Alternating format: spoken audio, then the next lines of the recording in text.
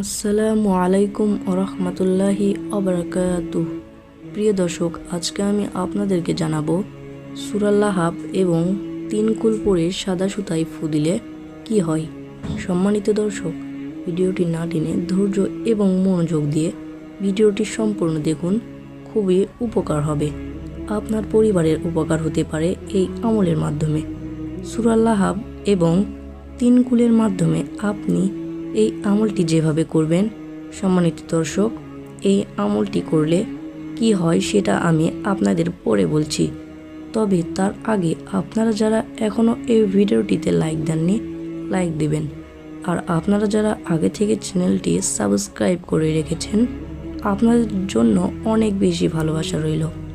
আর আপনারা যারা এখনও চ্যানেলটি সাবস্ক্রাইব করেননি, এরকম আরও নতুন নতুন আমলের ভিডিও পেতে অবশ্যই চ্যানেলটি সাবস্ক্রাইব করবেন। আর আপনারা কমেন্টে 3 বার আমিন লিখবেন। আপনারা চাইলে 3 বারের বেশিও আমিন লিখতে পারেন। প্রিয় দর্শক, এখন আমি আপনাদেরকে বলবো সুতা দিয়ে কিভাবে আমলটি আপনারা করবেন। প্রিয় দর্শক, এই আমলটি করতে হলে আপনাদেরকে আগে 3 বার ইস্তেগফার আদায় করবেন এবং 3 বার দুরূদ শরীফ পাঠ করতে হবে আপনাদেরকে। তো সম্মানিত দর্শক, পাক পবিত্র অবস্থায় আপনি এই আমলটি করবেন। তারপর 3 বার ইস্তেগফার এবং 3 বার দুরূদ শরীফ পাঠ করার পরে আপনার যে সুতা রয়েছে সে সুতাটি আপনি হাতে নেবেন। সুতাটি নেওয়ার পরে আমি যে নিয়মে বলবো সেই নিয়মে আমলটি করবেন। বিসমিল্লাহির রহমানির রহিম।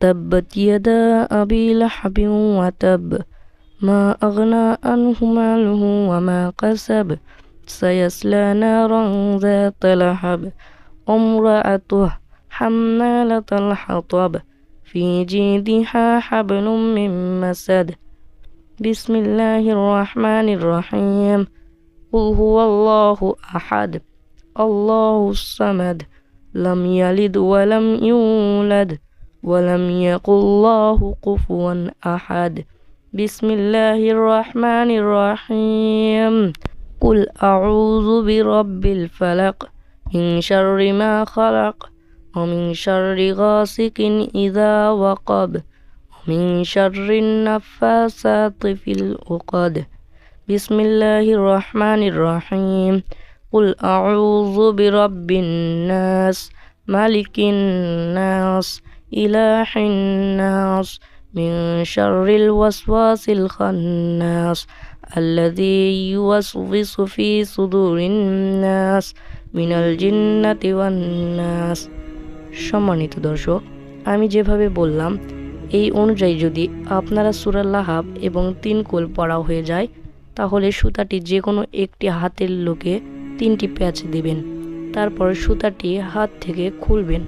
খোলার পর আপনার দোয়াটি পড়া হয়ে গেলে সেখানে ফু দিবেন, দিয়ে সেই সুতাটি বাঁধবেন।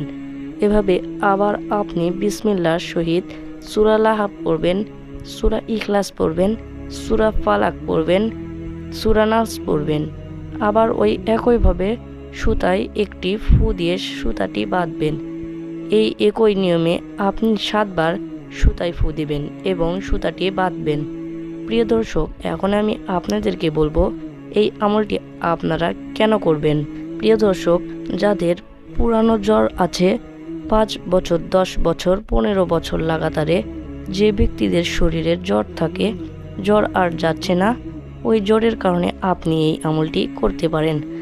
আমলটি করে আপনি যদি ওই রোগীর গলায় সুতাটি বেঁধে দেন, তাহলে ওই রোগ থেকে আল্লাহ তাআলা মুক্তি করবেন ইনশাআল্লাহ। তার অসুস্থতা থেকে আল্লাহ তাআলা মুক্তি দান করবেন। প্রিয় দর্শক, ভিডিওটি ভালো লাগলে অবশ্যই চ্যানেলটি সাবস্ক্রাইব করবেন। আপনারা যারা নামাজ পড়েন না, 5 ওয়াক্ত নামাজ পড়বেন। সবাই ভালো থাকবেন, সুস্থ থাকবেন। আসসালামু আলাইকুম ওয়া রাহমাতুল্লাহি ওয়া বারাকাতুহু।